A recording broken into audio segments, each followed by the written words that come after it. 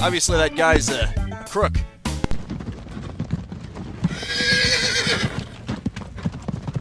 Hello everyone, and welcome to another arcade-era pioneer of the game industry, Space Invaders. This game inadvertently caused difficulty bell curves by the CPU being so weak at the time that as you cleared out the enemies, it would free up the CPU and they would move faster. It was completely unintentional, but it really helped. It was interesting. Okay, is sound on? Okay, here we go, it is on. This is gripping right here, isn't it? I must say, Space Invaders, it isn't as fun as Galaxia. But then again, that's probably because it was the foundation for Galaxia. Galaxia probably wouldn't be a thing if it wasn't for this. It's like the Wolfenstein 3D to Galaxia's Doom. It started it, but the other one is just aged better.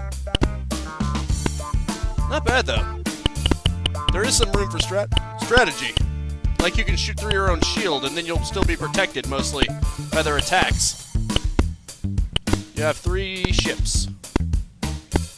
Look at that. I'm starting to clear them out already. Although maybe I shouldn't be doing it like this. Oh, it's a mothership. Bingo! I got me a mothership. Okay, quickly shoot through my shield. You should have shot where I was going to be! Ha ha ha ha ha! Whoa, they're getting faster now. Ah, they're definitely getting faster. But I can shoot faster too, because the game as a whole is getting faster. That's the whole point. Oh boy. That's crazy. Oh boy. This is fast. Well, I'll go for the mothership first. And fail. That works. I don't really care anymore. Too late for the mothership. Oh well. Gripping stuff, isn't it? Let's try for a different strategy. Let's try to just hit the first row. Hit them by their rows instead of their columns first. Because that would actually be more strategically advantageous, I would say. Especially later on when they start getting faster. That way they have to get through more rows to actually reach the bottom. Isn't that clever? And technically it also gets... You could argue that it actually gets easier too as they get near the bottom because your bullets don't have to travel as far. Ah, crap. Kinda missed my opportunity for that one. No, I didn't.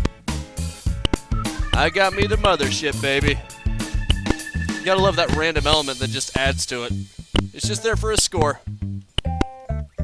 Because, what don't you know? Arcade games worked on a score system. That's how you knew how good you were doing. Because they weren't adventure games. They weren't meant to be beaten so much as just have an endless loop. Because memory was limited at the time, so it made sense to have infinite loops. And they represented that by having a high score. Pretty fun, right? Ah, frick, I didn't get all that row yet. I should probably do what I say I'm gonna do. Look at that. Okay.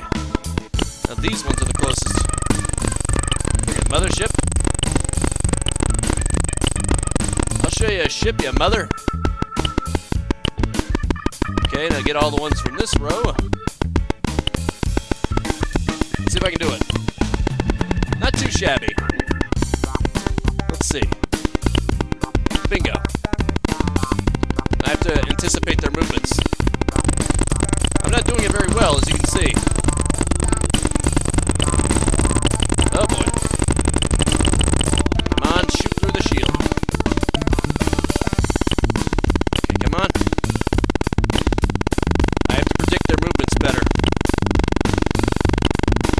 Not doing a very good job, am I? Because every time you start to be able to predict their movements, they get faster. I think that's the point. Wow, the mothership is actually working to my advantage. Okay, come on. Frick. Moving too fast for me to predict. I can't reliably predict their movements anymore. There we go. That wasn't no big deal, was it? It just gets so gripping at the last minute, doesn't it? Everyone's doing everything faster, and you have to really do it. Oh, hell. I'm not going to get it in time. I was hoping to shoot through them and get to the mothership, but no, that's not going to work. I guess you could argue that there's not that much to the game. Unless, of course, you try for different things. For instance, you try to do different cycles. Let's see. I'm going to try leaving the chunk in the middle alone. And just pick off the sides first. Let's see if I can do that. How high can my score go? Obviously, this wasn't even the first arcade game. I think Meteor actually... No, wait, Asteroids. It's called Asteroids. I think that actually came out before this, so... Yeah, there's that. This is obviously a little bit more advanced than Asteroids. Because it wasn't just shooting at moving targets, it was shooting at moving targets that could also shoot back at you. And then there was also the element with the shield. That helped, too. And hell, the idea of breaking through your own shield bit by bit, that's not something you saw. Oh, I got shot. What do you know? That's something that can happen, too. That's another element. Like I said, they're not just sitting ducks. They're not just waiting there to get killed and wandering around. This isn't a duck. This isn't one of those duck games at a carnival where you just shoot them. Oh no, they fire back. But thankfully, you can use your shield. Nice. That was just luck right there. At least I would call it luck. Maybe some might call it skill. But who am I kidding? Now let's really try to just pick off the sides this time. By the time I decided that, I'd already gotten some off the top with some of the others, so I figured I may as well keep doing it. Frick. Come on. Fire through your shield, baby. Who knows? Maybe I can combine this with Asteroids because there isn't that much to this. Let's see.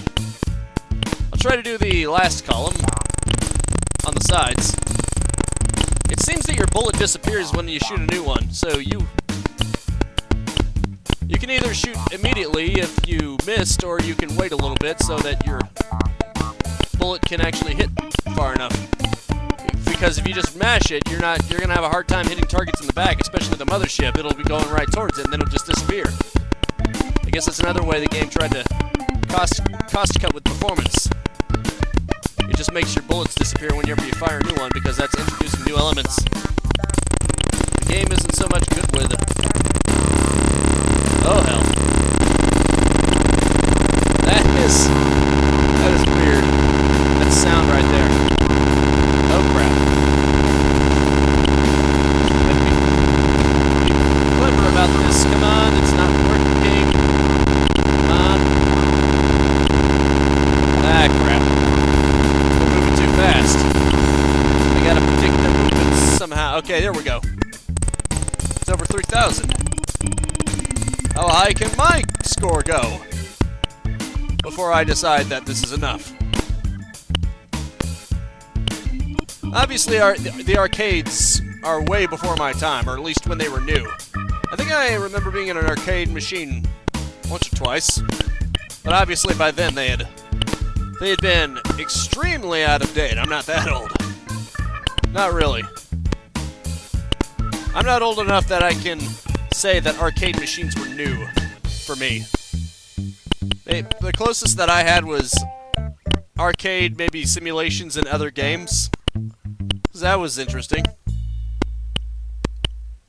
But nope, it was before my time. By the time I got into games, pretty much the whole idea of a high score had become obsolete. At least, you know, for mainstream games. There you go, you frickin' mothership. Ooh, he almost got me there. I'll give you credit. I'll give you a friggin' credit. Let's try to do it chunk by chunk, left to right. At least from this point forward. And I know exactly how I'm going to do that. By exploiting the shield. Let's see if I can just pick them off from here.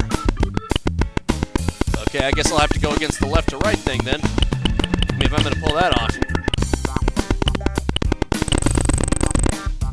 Ouch. I got hit. Was not anticipating that. But then again, does anyone ever anticipate getting shot? Probably not. Let's see how far I can last. Can't hurt, right? But yeah, I played the original Pac-Man, I played the original Galaxia. Like I said, I actually prefer that. I think it's basically an improved Space Invaders. So if you want the authentic, if you want this sort of experience with Space Invaders and you want an advanced version, I would just go ahead and play Galaxia, because that's basically the advanced version of this. But this obviously helps start the whole trend, which is why it's here. This is the month of the Pioneer. This isn't about necessarily which game is the better one. This is about games that really proved to be milestones, and I technically already played Galaxia on this channel anyway, when I played the Atari Museum. Well, the Namco Museum, I mean, sorry. Just because it was on Atari consoles doesn't mean Atari made it. Go figure. Ah, there we go. It's over 5,000. Not bad. Not bad at all. Especially for someone who isn't even arcade inclined. Then again, this isn't a hard game to figure out. It has an extremely basic concept. In terms of ease of figuring things out, it's pretty much casual, but it's just doing it. That's the tricky part. Easy to learn, hard to master. It's definitely one of those games. Especially if you're looking to get a high score, you gotta consistently be good. There we go. Oh crap. Moving too fast. Actually, I don't think we're going to move any faster than this. It seems like that's the limit of their movement. Ah, crap. It stopped before it hit the mothership. Like it stopped itself. It's weird. Okay, there we go. One more to go. Crap, come on. Come on, you're so close. Come on. I wonder what kind of arcade game Wreck-It Ralph was based off of. Apparently there is a game that's actually pretty similar to Wreck-It Ralph that actually existed. Don't remember the name of it, though. Although, I still find it kind of funny how Donkey Kong was originally going to be a Popeye game. But for some reason, I guess the licensing agreement fell through or something. Because it was originally going to be Popeye with, I think, Bluno was his name. And he had to save... Okay, now I don't even remember their names. Yeah, forget it. You know what I mean. Popeye's love interest. Instead of that, then you've got Penelope. I think that's the name of Mario's original love interest, because she becomes the mayor in Super Mario Odyssey, which is a nice touch. Of New Donk City? I think that's what it's called. Interesting stuff. And then, of course, they made it Donkey Kong's grandfather, Cranky, who was the original Donkey Kong. That was pretty funny, though, because Dorkly had this animation series. Okay, game over. That was pretty fun. Anyway, Dorkly has this video series where video game characters meet their agents, and so basically he blamed it on Donkey Kong's grandfather, and it basically ruined his family. But he did that so that Donkey Kong could be marketable. It was kind of weird. It was funny, though. I think it was meant to be weird. Obviously, that guy's a crook. But anyway, I think I've played this enough. It's been about 14 minutes. It'll be at least 15 minutes by the time this is over. So, this has been Space Invaders. Hope you enjoyed it. That is it for now. Thank you so much for tuning in with me. Make sure to spread this video around like arcade madness, and I will see you next time. Now go out there and capitalize on life. Peace out, have a good one, and have a nice and pleasant day as things go faster and faster. If you enjoyed the content and want to stay up to date, I upload 10 a.m. and 2 p.m. Eastern Standard Time every single day. You can also subscribe and hit the bell icon, or just check out the end screens right here.